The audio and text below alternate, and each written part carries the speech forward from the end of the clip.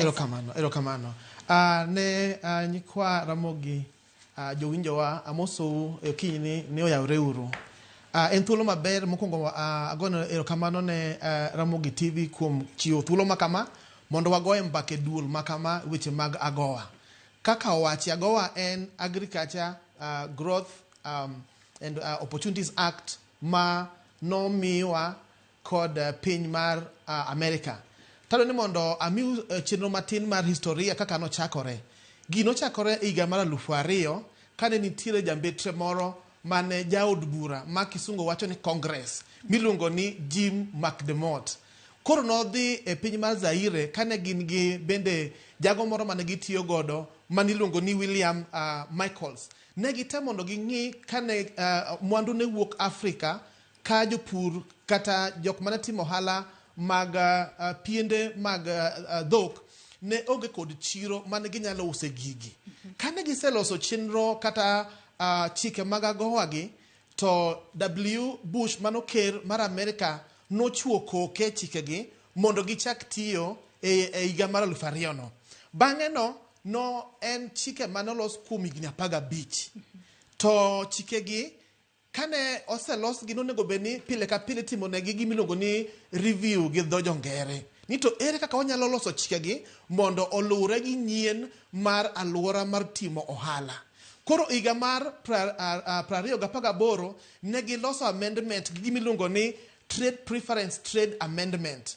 Mano konyo koro jo Afrika mondo obedie gimiluongo ni Regional Trade Hub.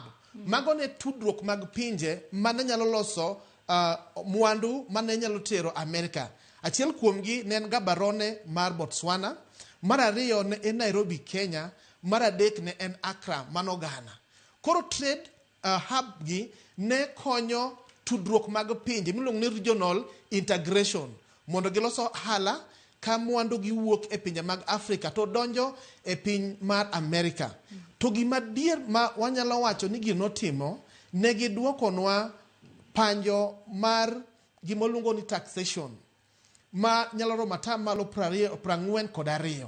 Manyiso ni ka mwandu wuok e Afrika e regional hubs gi to nyalo donjo Amerika gi ushuru matin kabisa. Wanyalo panjo ne ushuru gi atamalo 42.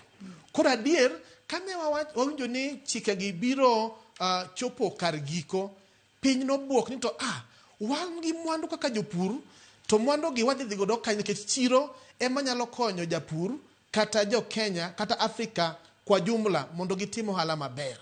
Koro ne ker marwa nolimo piny mar Amerika. To weche gi notudore mowach ni hawa kata ka gigi biro bedo ni chike gi biro chopo giko, to tarik 13 dwe mar achiel ne omiwa extension. To extension mano miwa ni nomiwa thuolo mondo watim gimiluongo ni expansion mar trade. Koro expansion mar trade gi ne wang'iyo weche machal kaka lewni ma waluongo ni textile industry. Kaka ne wanyalo medo lewni kod gik mirwako. Wan gi lewni kod gik mirwako. Lewni en gima inyalo loso law moro mondo irwaki, to gik mirwako gin en nanga mosetwang'. Aito namba 2 ne wan gi expansion kata medo ng'eny mag agricultural products. Koro kuom agricultural products gi ne wan gi maua.